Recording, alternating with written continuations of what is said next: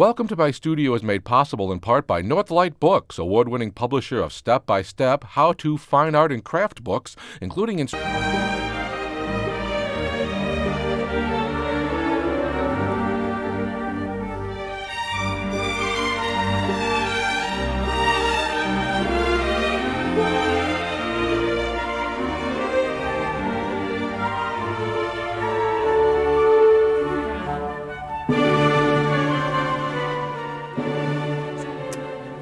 Hi, I'm helenVanWyk and welcome to my studio. You can see I've already started to paint. I'm already started because I have so much to tell you today. I'm laying in an underpainting of acrylic. I use black and white, I have it on this palette, mix it up to make grays, and I'm putting in the first layer of paint. And this first layer satisfies my thoughts about the composition, the placement of the flowers, and the tone that they are in relation to their background, not paying too much attention to their actual shape, maybe their size. I do this in black and white acrylic, and I do this a lot. I do it to almost all my paintings because black and white acrylic, a layer of black and white acrylic will dry quickly. And so I'll be able to work on an absolutely dry underpainting. Now, this is an old way of painting. They did it years ago when they had not very much of their wonderful colors. They had so little and had to do so much. And so they realized that they could start their pictures in tempera, put all their values in tempera, and then put their precious colors on top. Well, acrylic is the 20th century's answer to the underpaintings that were done in tempera. Why do I do an underpainting? Because it's going to fortify my color. Even house painters use 2 coats of paint to get a better coverage, so why shouldn't an artist use 2 coats of paint? And I always say that an underpainting is like underwear, makes you look better in the end. And so that's about the extent of the underpainting. Sometimes I make my underpaintings very exacting, and sometimes I leave them just very vague, just a beginning. Now, if you were going to have to paint that bouquet of roses, wouldn't you rather start on my canvas than on a blank one? Because I've already put some thoughts down. I've decided where to place it, what tone they are in relation to the background, the size, and so the beginning of the coloration is not as frightening. So let me now step back and see what it looks like. I mean, it's very, very rough, but it doesn't have to be exact. Let me talk about this painting. It's an old Dutch rug. Actually, the Holland people don't use it as a rug. They put it on their tables, on their dining room tables. And this happens to be a very pretty one, and I do use it at home. Let's find out how I did it. I did it in layers. My first layer was an underpainting, much like the one you saw me do of the beginning of the roses picture. It satisfied all the lights and darks. No, it didn't have the pattern in it. It didn't have the texture in it. It was just the overall design and the placement of these vases. Now, the next layer was the introduction of the colors. And because I had so many colors, that's why I wanted to do it this way. I glazed, and I'll show you how I'll do that. I glazed in the red where it's red, I glazed in the yellow where it's yellow, and the blue, meaning I glazed all the pattern on, right over the gray. I let that dry. I worked on this, of course, and then on top of the pattern and the design, I started to add the texture, that lumpy look that made it look as though it's rug-like. And so you can see, I take it in stages, take it in layers. I feel as though my canvas is a support. My first layer is composition done just in grays. My next layer is introduction of color. The next layer is introduction of texture, and layer after layer until I have no more layers left, because I've reached a point that it's over. So now we're back to my underpainting of the roses, and I have now taken my acrylic palette away, the water I used to thin it, and now this is dry. And I'm working in oil on top. There are people who say you can't do that. They said it very much 20 years ago when I was doing it. Now they're not saying it as much. Now they say maybe it's safe. But I plunged in using acrylic as an underpainting many years ago.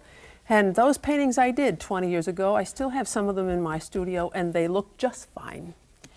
And as you all know, I don't worry. So now let's glaze. Glaze is to take thinner, a painting medium, in this case linseed oil, and let's glaze a little bit of color on the white ones first. Remember, always do the more delicate colors first. And I'm going to make them slightly yellowish, so they're not pure white. No such thing as pure white. And now the next delicate color, the yellow ones. Ooh, that's bright. I don't know whether I want them as bright as that. Yellow ochre, that's better. You'll notice that all the flowers, whether they're white ones, red ones, or yellow ones, are all the same tone.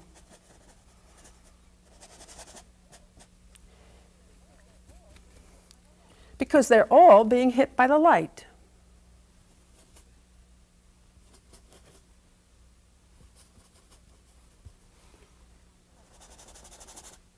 Oh, I want that redder. I used alizarin. I'm going to put some brighter red. And I might as well slosh that color out over the background, so I make sure I have good coverage.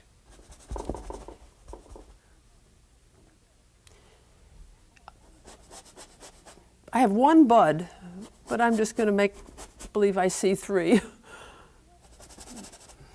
Poetic license. Why they call it poetic license, I don't know. It seems too fragile a definition for something that's such a practical solution. And green for some greenery.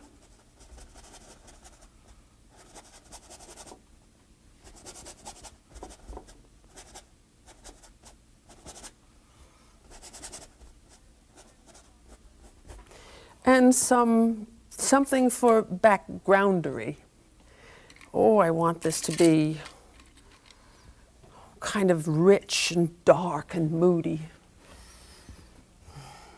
If any of you saw my Impressionist period lesson, you can see that why I want to go back to this, just for a standpoint of contrast. A glaze. Glazing means to apply color transparently. Well, the tone I'm working upon dictates the appearance of this mixture, which is burnt umber and alizarin crimson. So if you were right here with me and asked me, oh, what color are you using, Helen? I'd say burnt umber and alizarin crimson. And maybe a person might write that down. And I'd say, don't you dare write that down. And I say, why not? I said, because I don't know where you're going to use it. You have to, if you want to get this look, you have to use it on this tone of gray. Because it is the gray underneath that is making it look the way it does. And now I've introduced some burnt sienna over on this side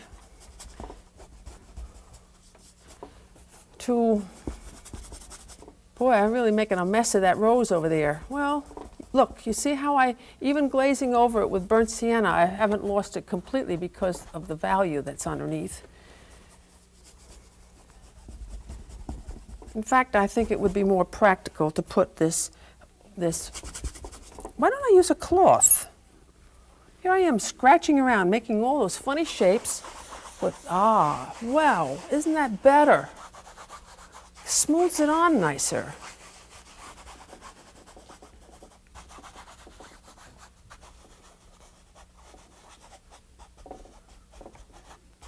Oh, better, better. Because you don't want the glaze to be, to impose too much of a brushstroke look. I want to have save that for the next layer. The glazing is never a finished layer. It's a development layer. And I'd like the table to be a lighter tone. Let me put it in.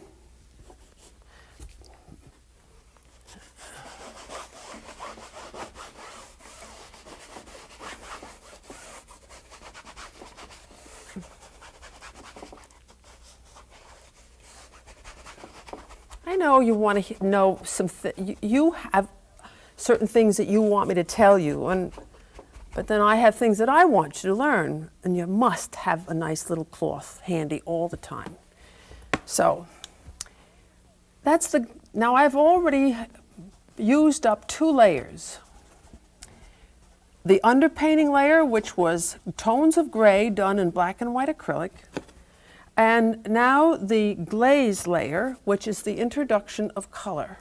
Maybe I should improve it.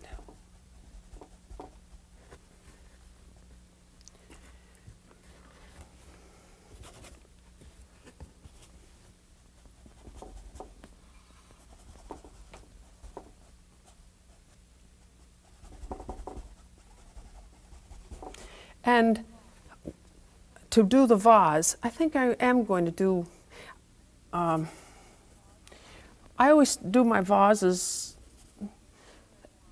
and start them from a straight line. The line that I feel balances the bouquet, makes it look as though the bouquet won't tip one way or the other.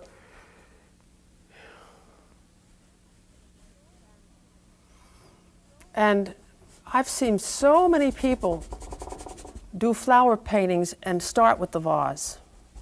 What's more important, the flowers or the vase?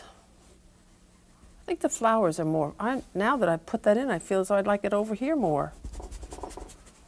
That's the fun of painting. You've got to just do it and see how it looks. Do it, see how it looks.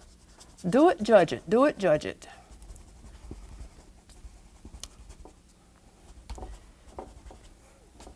So that's the glaze.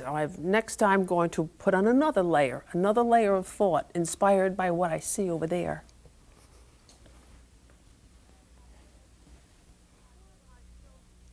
Before I show you my next layer of thought in a layer of paint, may I caution you about something.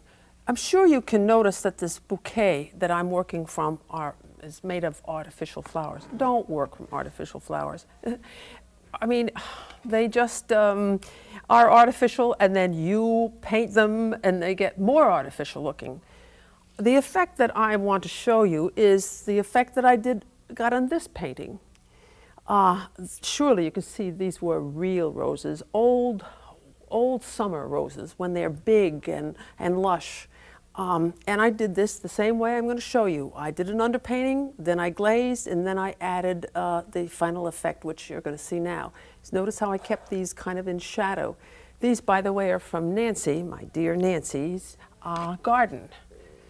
She's the one who gave me the spoon. I don't know whether you tuned in that day.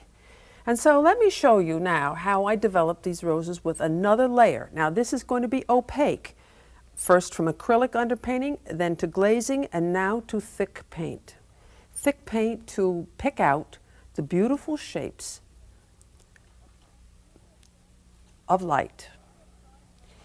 The beauty of starting with an underpainting and glazing is that all the darks are taken care of.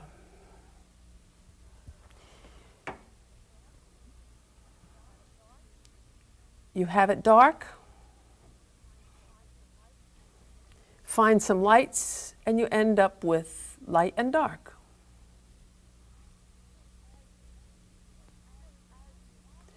Of course, as you add these lights, you should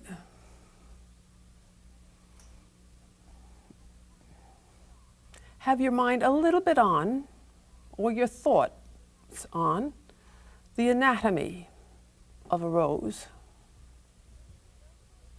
But you see, that does work. It works. It would work better if I had a real rose.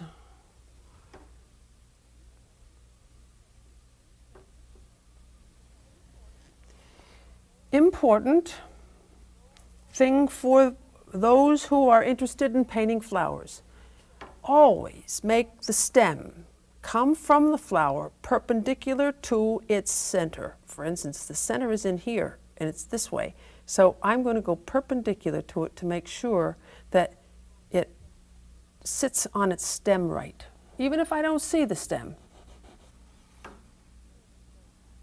I make sure that it does that.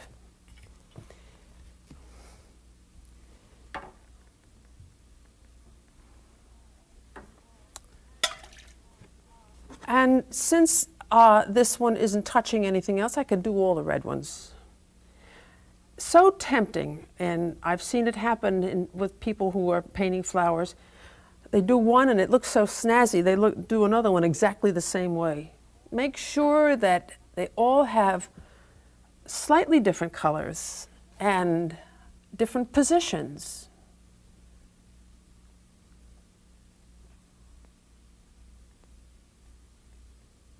Sheesh.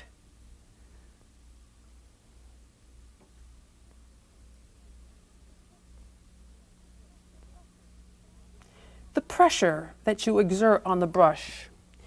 Start with a press and pull away, a press and pull away, press and pull away. Not at this stage, you don't keep the pressure the same throughout. It lifts and moves the petal, makes it feel as though it's going back or forth, to and fro. Let me make this one lurk in the distance a little. Ooh, I don't like that color though. That's better.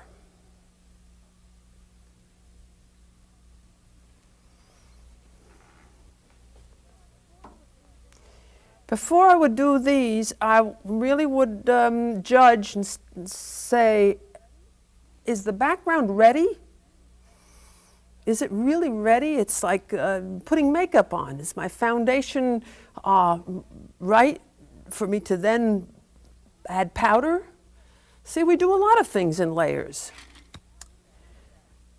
No, I don't like that background color. I want to add to it a little.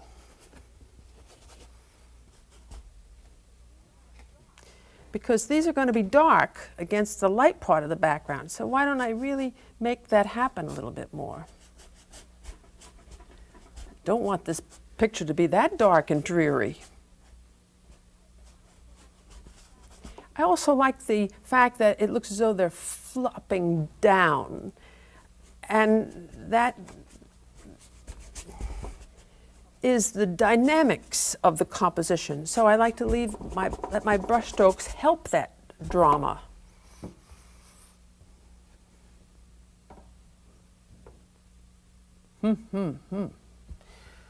Wow.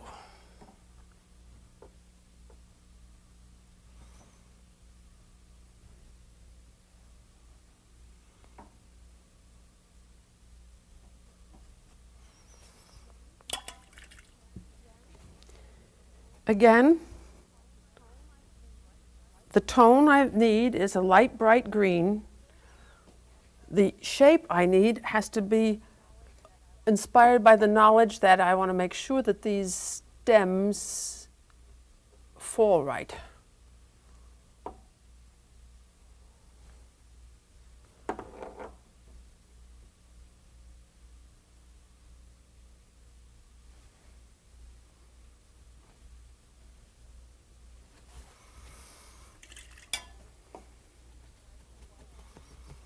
Now the white ones, even though I glazed color over them, which should have satisfied its general overall shape, in my haste, I didn't get it really the way I wanted it. So I do have to redo this one.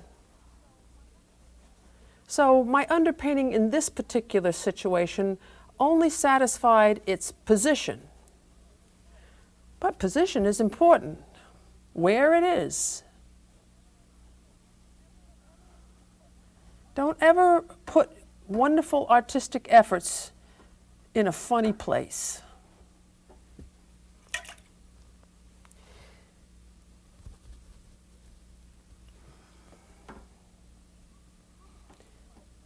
Composition, by the way, it's only you only notice it when it's wrong. You only notice the wrong of it. When composition is right, you never notice it. You look at everything else, all the other beautiful things about the painting, because the composition is taken for granted as being wonderful. But if the composition is wrong, the whole picture's ruined. So I don't like the way it's placed. So yeah, if it's too far down, and the roses could be beautifully painted, but they say I don't like it. It's too far down. Or they're too big, or they're too small. So composition is unnoticed when it's wonderful, very much noticed if it isn't. So before I do this next white one, let me step back and see what's happened here. I'm going to now add the light that I see on this yellow rose. Another thing you should try to do to improve the dimensional effect of your paintings, make sure your roses or flowers overlap each other. If they overlap, they look as though this is in back of this one. If you don't overlap them, they all look as though they're on the same level or the same plane. Talking about composition, you know, I talked about composition just before. If I had more time, I would change this because they're equal, they're even. I would move this one down or move this one up, but not today. Now this one's going to overlap this one, so I'll put this one in first.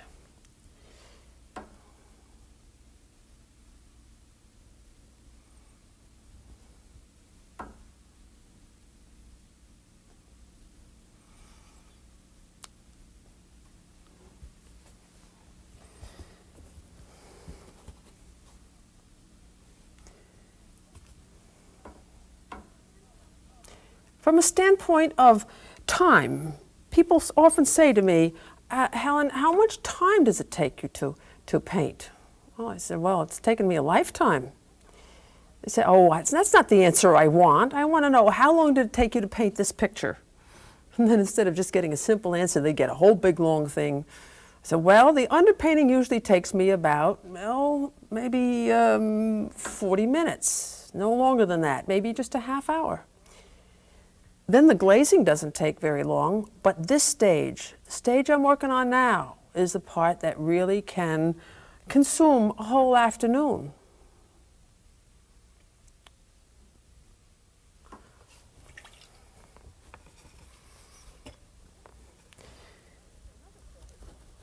Another favorite question I hear is, do you paint every day? No, I don't paint every day. I'm not a plumber. I don't work 9 to 5. I organize my life so I get painting time in.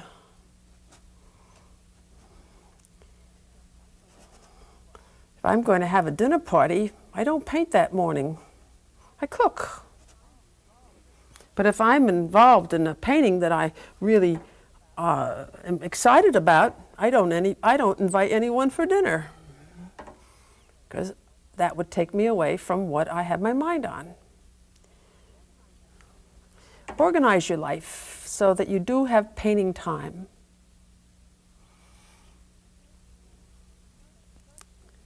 Because it does take a tremendous amount of concentration.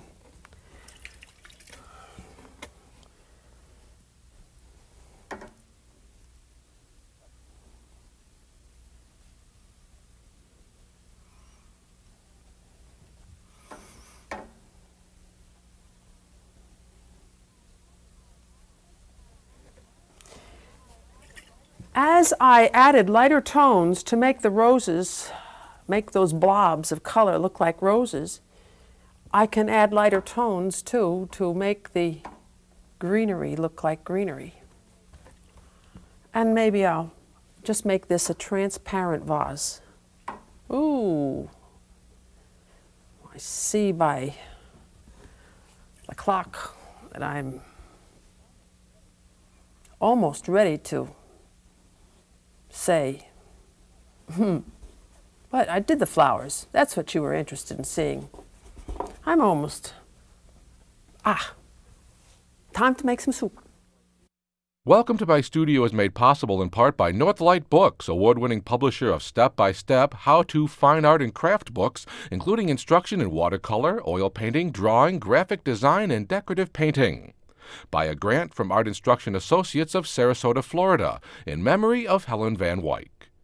And by Design Books International Incorporated of Sarasota, Florida, publishers of books on art instruction, crafts, and graphic art. helenVanWyk's Favorite Color Recipes is available as a glossy hardcover volume containing more than 150 color plates in 128 pages, packed with instruction for the beginner and artist alike. This comprehensive manual begins with an introductory section that includes the basic palette and color characteristics. The 4 principal sections are flowers, landscapes, portraits, and still lifes.